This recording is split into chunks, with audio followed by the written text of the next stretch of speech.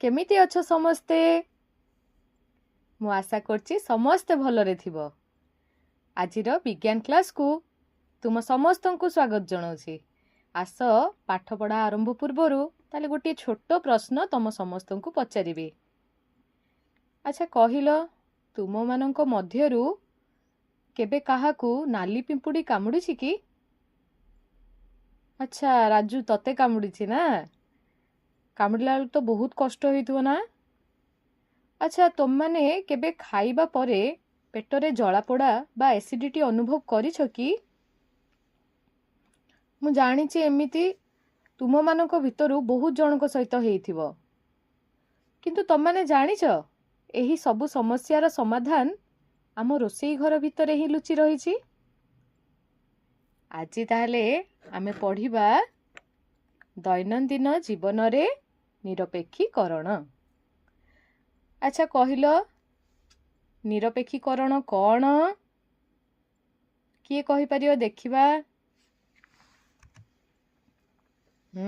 ठीक कहिछ। जेतेबेले एक अम्ल और एक क्षार मध्यरे रासायनिक प्रतिक्रिया घटे सेतेबेले सेमाने परस्परर प्रभाव को नष्ट करी लवण सृष्टि करती। एहाकू निरपेक्षीकरण कुहा जाए। तमे समस्ते तम खातारे एहा लेखिनियो हैला। अच्छा देखिया किए निरपेक्षीकरण प्रक्रियार उदाहरण दे परिबो? हो मु गोटे उदाहरण देउछि। जेतळे सोडियम हाइड्रोक्साइड हाइड्रोक्लोरिक एसिड सहित प्रतिक्रिया करे ताहा सोडियम क्लोराइड आउ जल सृष्टि करि थाए। देखो तम स्क्रीन रे मध्य प्रतिक्रियाटी देखाउछि ना? समस्ते निज खातारे लेखिनियो हैला। ताहले पिला माने कहिलो जदि मु गोटिए कप अम्लीय पदार्थ रे ठीक सेतिकी परिमाणर क्षारक मिसेई देबी तेबे शेषरे मिलुथिबा द्रवणटी कौन हबो? किए कहि परिबो? तार प्रकृति कौन? अम्लीय हबो, क्षारीय हबो ना निरपेक्ष हबो? देखिबा किए कहि परिबो? जयस्मिता एकदम ठीक कहिचु। ताहा निरपेक्ष होई जिवो। हो चालो एबे ताहाले आमे तुम बहिर किछि चित्र देखिबा एवं बुझिबा केमिति कीर्ति तार पिंपुड़ी कामुड़िया कष्टरू मुक्ति पाइला हैला। समस्ते निज बहिर परिस्थिति एक फर्दटी देख। तुम मानक भली कीर्ति गोटे छोट झीटे। तम समस्त को तो बगीचा बुलिया को भल लागुथुवो। तम भली कीर्ति मध्य दिने बगीचा बुलिया को जाइथिला। आ सेठी बसिला बेलकू देखिला गोटे प्रजापति उड़ुची। ताकू से हातरे धरिया को बहुत चेष्टा कला हेले हातरे धरिला बेलकू कौन हेइथिवो भाबिलो? ताकू गोटे पिंपुड़ी कामुड़ी देला। पिंपुड़ी कामुड़ी देलारू कौन हैला? ता चर्म नाली पड़ी गला आ ताकू भीषण कष्ट हैला। तम मान को भी जेतळे पिंपुड़ी कामुड़ी बहुत कष्ट हुए ना? ताकू भी सेमती बहुत कष्ट हैला।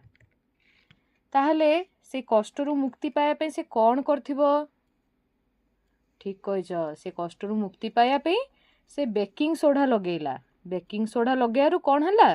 तार कष्ट सांगे सांग लाघव होई गला। तुमे जानिछ एहा काहेकि हैला? देखिबा किए कहि परिबो? टिके भाबिलो। राजू ठीक कहिछु। जेतेबेले पिंपुड़ी कामुड़े से जगह कौन हुए? एक अम्लीय पदार्थ जार ना हेउछि कौन? फर्मिक अम्ल। ताहा चर्म भितर को छाड़ी दिए। आउ सेठी जदि बेकिंग सोडार केमिति प्रकृति किए कहि परिबो? ठीक कहिछ। बेकिंग सोडा प्रकृति क्षारक। तेणु जेतळे क्षारक आकारे बेकिंग सोडा सेठी प्रयोग करा जाए घसिया फलरे सेठी अम्लर प्रभाव निरपेक्षीकरण द्वारा प्रशमित करा जाई पारे। तो आमे कौन ए स्क्रीन नु देखिकी शिखिले? जदि आमको पिंपुड़ी कामुड़े ताहले सेई क्षेत्र रे आमे बेकिंग सोडा को प्रयोग करि परिबा। बेकिंग सोडा प्रयोग करिया द्वारा ଆମର ଅମ୍ଳର ପ୍ରଭାବ କ'ଣ ହେଇଯିବ? ପ୍ରଶମିତ ହେଇଯିବ। ତାହେଲେ ଦେଖିବା କିଏ ଏବେ କହିପାରିବ ପିମ୍ପୁଡ଼ି କାମୁଡ଼ିଲେ ଶରୀର ଭିତରକୁ କେଉଁ ଅମ୍ଳ ପ୍ରବେଶ କରେ? ଦେବସ୍ମିତା ଠିକ୍ କହିଛୁ, ଫର୍ମିକ୍ ଅମ୍ଳ ପ୍ରସ୍ତୁତ ହେଇଥାଏ। ତାହେଲେ ତାକୁ ପ୍ରଶମିତ କରିବା ପାଇଁ ଆମେ କ'ଣ କରିବା? କ୍ଷାରୀୟ ପଦାର୍ଥ ପ୍ରୟୋଗ କରିବା। ଆଚ୍ଛା, ତୁମେ ଜାଣିଛ କି ତୁମ ଅଞ୍ଚଳରେ ପିମ୍ପୁଡ଼ି କାମୁଡ଼ିଲେ ପ୍ରତିକ୍ରିୟା ପାଇଁ କ'ଣ କରନ୍ତି? ସ୍କ୍ରିନରେ ତମମାନଙ୍କୁ ଚିତ୍ର ବି ଏଇଠି ଦେଖାଯାଉଥିବ ନା? ଟିକେ ଭାବିଲ କ'ଣ କରାଯାଇପାରିବ? ଦେଖିବା କିଏ କହିପାରୁଛି? ହଁ, ଠିକ୍ କହିଛ। ଏହାର ପ୍ରତିକ୍ରିୟା ପାଇଁ ଆମେ ବେକିଂ ସୋଢ଼ା, ପିମ୍ପୁଡ଼ି କାମୁଡ଼ିଥିବା ସ୍ଥାନରେ ଯଦି ଓଦା ବେକିଂ ସୋଢ଼ା ବା ଖାଇବା ସୋଢ଼ା ଲଗାଯାଏ, ତାହେଲେ ଏହା କ୍ଷାରକ ହୋଇଥିବାରୁ ପିମ୍ପୁଡ଼ି ଛାଡ଼ିଥିବା ଫର୍ମିକ୍ ଅମ୍ଳକୁ ନିରପେକ୍ଷ କରିଦିଏ। ଆଉ କ'ଣ ପ୍ରୟୋଗ କରିପାରିବା? କାଲାମାଇନ୍ ଦ୍ରବଣ। କାଲାମାଇନ୍ ଦ୍ରବଣରେ କ'ଣ ଥାଏ? ଜିଙ୍କ୍ କାର୍ବୋନେଟ୍ ଥାଏ। ତେଣୁ କାଲାମାଇନ୍ ଦ୍ରବଣ ପ୍ରୟୋଗ କରିବା ଦ୍ୱାରା ଚର୍ମର ଜଳାପୋଡ଼ା କମାଇବାରେ ଏହା ସାହାଯ୍ୟ କରେ। ଆଉ କ'ଣ ପ୍ରୟୋଗ କରିପାରିବା? ଆମ ଘରେ ଆଉ କ'ଣ ଉପଲବ୍ଧ ଅଛି? ସାବୁନ ପାଣି। ଯେଉଁଠି ପିମ୍ପୁଡ଼ି ବା ମହୁମାଛି ଯଦି ଆମକୁ କାମୁଡ଼ି ଦେଇଥିବ, ତାହେଲେ ଆମେ ସାବୁନ ପାଣି ପ୍ରୟୋଗ କଲେ ମଧ୍ୟ ଏହା କ୍ଷାରୀୟ ପଦାର୍ଥ ହୋଇଥିବାରୁ ସାଙ୍ଗେ ସାଙ୍ଗେ ଆମକୁ ଆରାମ ମିଳିଥାଏ। ଆଉ କ'ଣ? ଚୂନ ପାଣି। ଗାଁ ଗହଳିରେ ଦେଖିଥିବ ଅନେକ ସମୟରେ ଯେତେବେଳେ ପିମ୍ପୁଡ଼ି ବା ମହୁମାଛି କାମୁଡ଼ି ଦିଏ, ସେଠି କ'ଣ କରାଯାଏ? ସାଙ୍ଗେ ସାଙ୍ଗେ ଓଦା ଚୂନ ଲଗାଯାଏ। ଓଦା ଚୂନ ଲଗାଇବା ଦ୍ୱାରା କ'ଣ ହେବ? ଅମ୍ଳର ପ୍ରଭାବ ନଷ୍ଟ କରିଦିଏ। ପୂର୍ବ ଭିଡ଼ିଓ ଗୁଡ଼ିକରେ ମଧ୍ୟ ତମମାନେ ଦେଖିଥିବ ଯେ ବେକିଂ ସୋଢ଼ା ହେଉ କି କାଲାମାଇନ୍ ଦ୍ରବଣ ହେଉ ବା ସାବୁନ ପାଣି ଅଥବା ଚୂନ ପାଣି, ଏ ସମସ୍ତେ କ'ଣ? କ୍ଷାରୀୟ। ତେଣୁ ଯେତେବେଳେ ପିମ୍ପୁଡ଼ି ବା ମହୁମାଛି କାମୁଡ଼ିଥାଏ, ଯେଉଁ ଅମ୍ଳୀୟ ପଦାର୍ଥଟି ନିର୍ଗତ ହୁଏ, ସେଠି ଆମେ କୌଣସି ବି କ୍ଷାରୀୟ ଦ୍ରବଣ ପ୍ରୟୋଗ କଲେ ତାହା ସାଙ୍ଗେ ସାଙ୍ଗେ ପ୍ରଶମିତ ହେଇଥାଏ। ଏହି ପ୍ରକ୍ରିୟାକୁ ହିଁ ଆମେ ନିରପେକ୍ଷୀକରଣ କହିଥାଉ। ଏବେ ଆମେ ଦେଖିବା ତମ ବହିର ପରିସ୍ଥିତି 2। ଆଚ୍ଛା, ପିଲାମାନେ ଜଣେ କୃଷକ ପୋର୍ଟାଲରେ ଅନୁସନ୍ଧାନ କଲେ। ସେ ଜାଣିବାକୁ ଚାହିଁଲେ, ତାଙ୍କର ଜିଜ୍ଞାସା ଥିଲା ଯେ ମୋ ଗଛ ଗୁଡ଼ିକ ଆଜିକାଲି ଭଲରେ ବଢ଼ି ପାରୁନାହାନ୍ତି। କ'ଣ ଏମିତି ଅସୁବିଧା ହେଇଛି ଯେ ମୋ ଗଛ ଗୁଡ଼ିକ ଭଲ ଭାବରେ ବଢ଼ି ପାରୁନାହାନ୍ତି? ତାଙ୍କ ଚାଷ ଜମିରେ ସେ କ'ଣ କରୁଥିଲେ? ଦେଖିବା କିଏ କହିପାରିବ? ଠିକ୍ କହିଛ, ସେ ତାଙ୍କ ଚାଷ ଜମିରେ ବହୁତ ରାସାୟନିକ ସାର ପ୍ରୟୋଗ କରୁଥିଲେ। ବେଶୀ ରାସାୟନିକ ସାର ପ୍ରୟୋଗ କରିବାରୁ ତାଙ୍କର ଫସଲ ଭଲ ହେବା ପାଇଁ ତ ସେ ପ୍ରୟୋଗ କରିଥିଲେ, କିନ୍ତୁ ଫସଲ ଭଲ ହେଉନଥିଲା। ତାହେଲେ କେଉଁଠି ଅସୁବିଧା ରହିଥିବ? ଦେଖିବା କିଏ କହିପାରିବ? କ'ଣ ହେଇଥିବ? କିଏ ଭାବୁଛ କ'ଣ ହେଇଥିବ? ମାଟିଟି ଅମ୍ଳୀୟ ହୋଇଥିବାରୁ ଗଛ ବଢ଼ିବାରେ ବାଧା ସୃଷ୍ଟି ହେଲା। ଗଛ ଭଲ ଭାବରେ ବଢ଼ି ପାରିଲାନି। ତାହେଲେ କୃଷକଙ୍କୁ ଆମେ କି ପ୍ରକାର ପ୍ରତିକାର ବ୍ୟବସ୍ଥା ଯୋଗାଇ ଦେଇପାରିବା ଏଇ କ୍ଷେତ୍ରରେ? ଟିକେ ଭାବ। ଦେଖ ସ୍କ୍ରିନରେ ଯେମିତି ପିଲାଟି ଭାବୁଛି, ତମେ ଟିକେ ଭାବିକି ଦେଖିଲ କ'ଣ ପ୍ରତିକାର ଆମେ ବ୍ୟବସ୍ଥା କରିପାରିବା? ହଁ, ଠିକ୍ କହିଛ। ଯେଉଁ ମୃତ୍ତିକା ଅଧିକ ଅମ୍ଳୀୟ, ସେ ମୃତ୍ତିକାରେ ଗଛ ଭଲ ବଢ଼ିପାରେ ନାହିଁ। ଏଭଳି ମୃତ୍ତିକାରେ ଆମେ ଚୂନ ମିଶାଇ ପ୍ରତିକାର କରାଯାଇପାରିବ। କାରଣ ଚୂନ ହେଉଛି ଏକ କ୍ଷାରକ। ତେଣୁ ଅମ୍ଳୀୟ ସହିତ ଯେତେବେଳେ କ୍ଷାରକ ପଦାର୍ଥକୁ ଆମେ ପ୍ରୟୋଗ କରିବା, ତାହା ନିରପେକ୍ଷୀକରଣ ପ୍ରକ୍ରିୟା ଦ୍ୱାରା ପ୍ରଶମିତ ହେଇପାରିବ। ଆଉ ଯଦି ମୃତ୍ତିକା କ୍ଷାରୀୟ ହୋଇଥାଏ, ଯଦି ମୃତ୍ତିକା କ୍ଷାରୀୟ ହୋଇଥାଏ, ତେବେ ତାର ପ୍ରତିକ୍ରିୟା ପାଇଁ ଜୈବିକ ଖତ ଓ ଗଛ ପତ୍ରରୁ ପ୍ରସ୍ତୁତ କମ୍ପୋଷ୍ଟକୁ ସେ ମାଟିରେ ମିଶାଇବା। ଏହି ସବୁ ଜୈବିକ ପଦାର୍ଥ ମୃତ୍ତିକାକୁ କ'ଣ କରିବ? ଅମ୍ଳୀୟ ପଦାର୍ଥ ଯୋଗାଇ ଏହାର କ୍ଷାରୀୟ ଗୁଣକୁ ହ୍ରାସ କରି ନିରପେକ୍ଷ କରିଥାଏ। ତେଣୁ ଯଦି ମୃତ୍ତିକାର ପ୍ରକୃତି ଅମ୍ଳୀୟ ହୋଇଥିବ, ତାହେଲେ ଆମେ କ୍ଷାରୀୟ ପଦାର୍ଥ ଯୋଗାଇବା।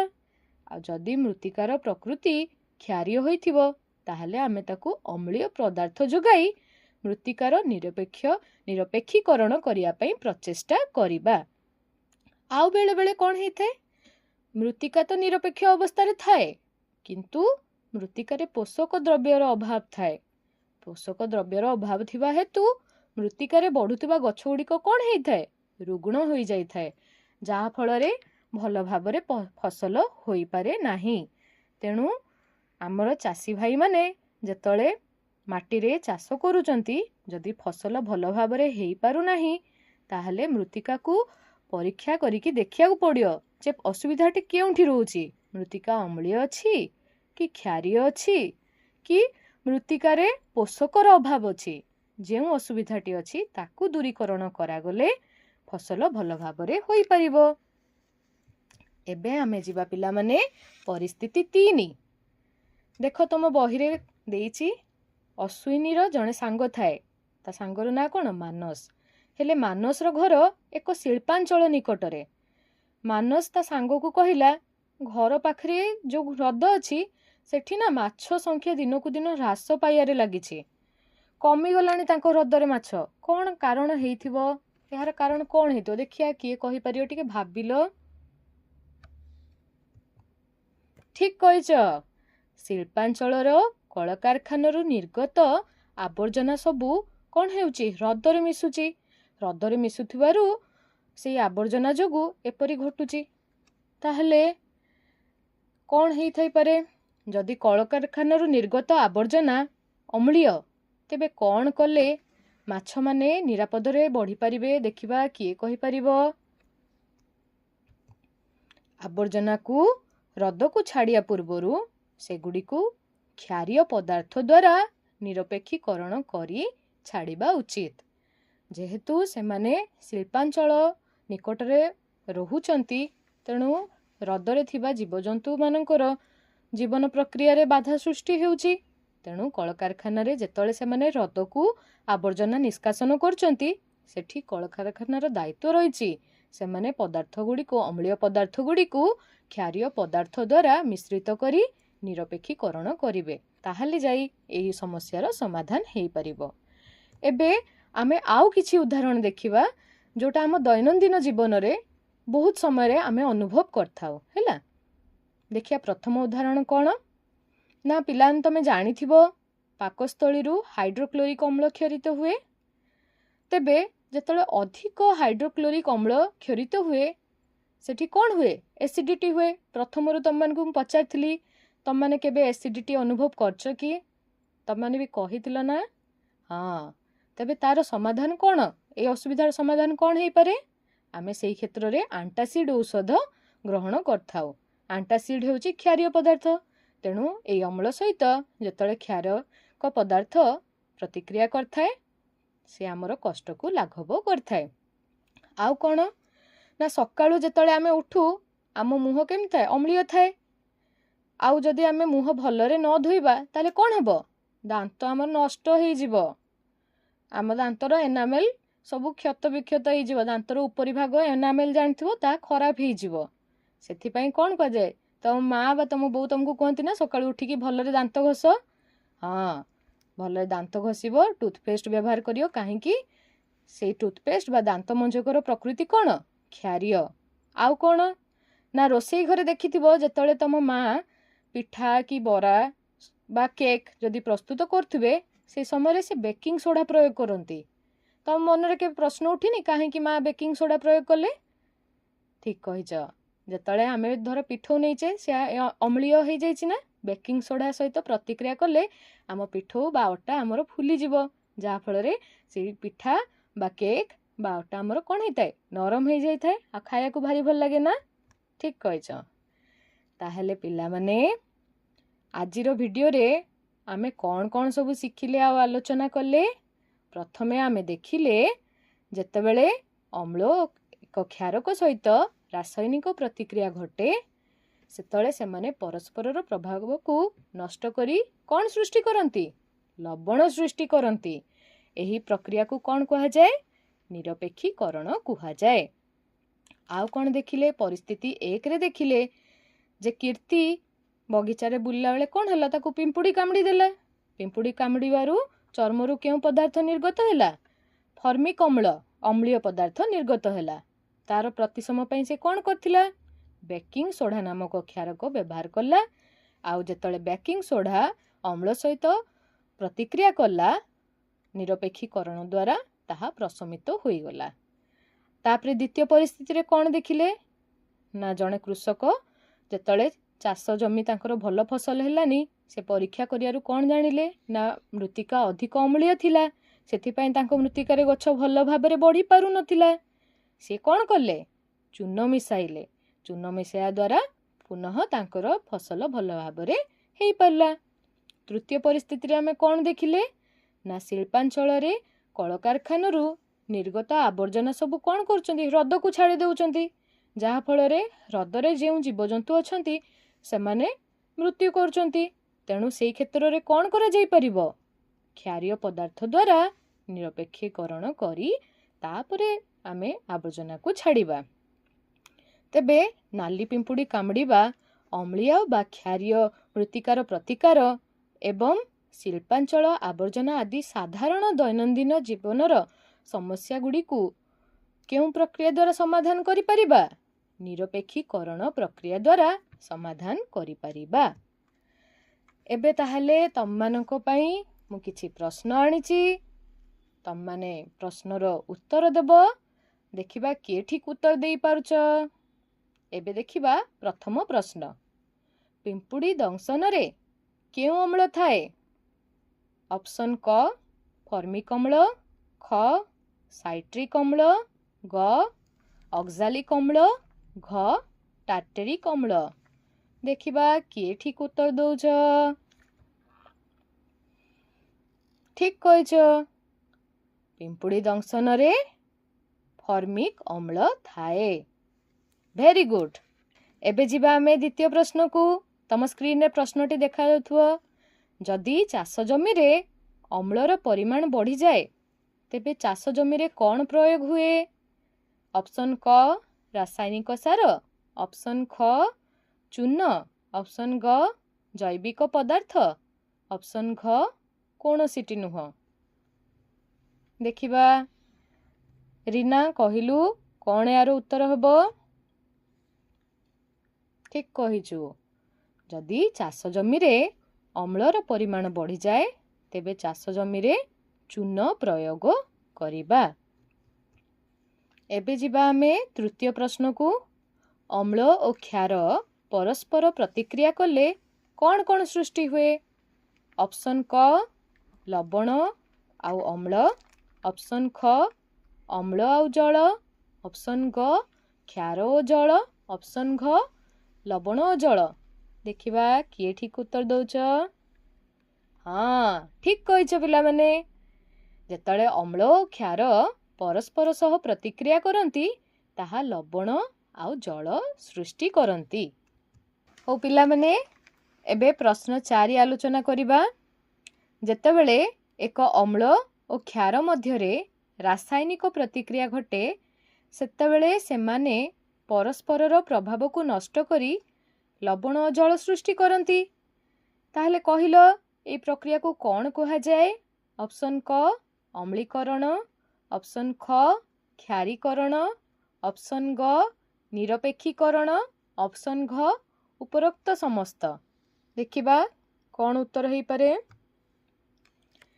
ଠିକ୍ କହିଛ। ଯେତେବେଳେ ଏକ ଅମ୍ଳ ଓ କ୍ଷାର ମଧ୍ୟରେ ରାସାୟନିକ ପ୍ରତିକ୍ରିୟା ଘଟେ, ସେତେବେଳେ ସେମାନେ ପରସ୍ପରର ପ୍ରଭାବକୁ ନଷ୍ଟ କରି ଯେଉଁ ଲବଣ ଓ ଜଳ ସୃଷ୍ଟି କରନ୍ତି, ସେହି ପ୍ରତିକ୍ରିୟାର ନାମ ହେଉଛି ନିରପେକ୍ଷୀକରଣ। ଏବେ ଆସ ଆମେ ଆଲୋଚନା କରିବା ଶେଷ ପ୍ରଶ୍ନ। ନାଲି ପିମ୍ପୁଡ଼ି କାମୁଡ଼ିବା ଅମ୍ଳୀୟ ବା କ୍ଷାରୀୟ ମୃତ୍ତିକାର ପ୍ରତିକାର ଏବଂ ଶିଳ୍ପାଞ୍ଚଳ ଆବର୍ଜନା ଆଦି ସାଧାରଣ ଦୈନନ୍ଦିନ ଜୀବନର ସମସ୍ୟାଗୁଡ଼ିକ ଡ୍ୟାସ୍ ପ୍ରକ୍ରିୟା ଦ୍ୱାରା ସମାଧାନ ହୋଇପାରିବ।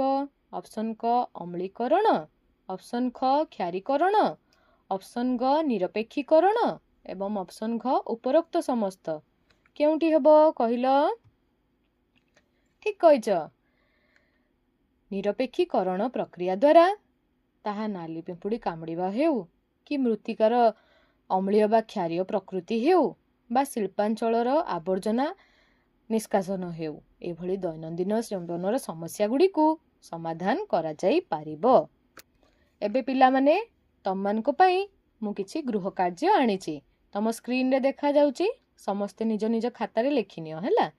ପ୍ରଥମ ହୋମୱାର୍କଟି ହେଉଛି ତମ ପାଇଁ, ତୁମ ଘରେ ଥିବା କିଛି ପଦାର୍ଥ ଯେମିତିକି ଲେମ୍ବୁ ରସ, ସାବୁନ ପାଣି, ଚୂନ ପାଣି ଏସବୁକୁ ସଂଗ୍ରହ କରିବ। ଆଉ ହଳଦୀ କାଗଜ ସାହାଯ୍ୟରେ ସେଗୁଡ଼ିକ ଅମ୍ଳ କି କ୍ଷାରକ ତାକୁ ପରୀକ୍ଷା କରି ଏକ ତାଲିକା ପ୍ରସ୍ତୁତ କରିବ ହେଲା। ଏବେ ଦ୍ୱିତୀୟ ହୋମୱାର୍କଟି ତମ ପାଇଁ ହେଉଛି, ନିରପେକ୍ଷୀକରଣ ପ୍ରକ୍ରିୟା ଆମ ଦୈନନ୍ଦିନ ଜୀବନରେ କିପରି ସାହାଯ୍ୟ କରେ ସେ ବିଷୟରେ 5ଟି ବାକ୍ୟ ସମସ୍ତେ ଲେଖିବ ହେଲା। ଆଶା କରୁଛି ଆଜିର ପାଠ ତୁମ ସମସ୍ତଙ୍କୁ ଭଲ ଲାଗିଥିବ। ପରବର୍ତ୍ତୀ ଶ୍ରେଣୀରେ ଆମେ ଏମିତି ଆଉ କିଛି ନୂଆ କଥା ଜାଣିବା ହେଲା। ତେବେ ଭିଡ଼ିଓଟିକୁ ଏଇଠି ଶେଷ କରୁଛି। ସମସ୍ତଙ୍କୁ ଧନ୍ୟବାଦ। ଖୁସିରେ ଶିଖିବା ସମସ୍ତଙ୍କର ଅଧିକାର। ନମସ୍କାର।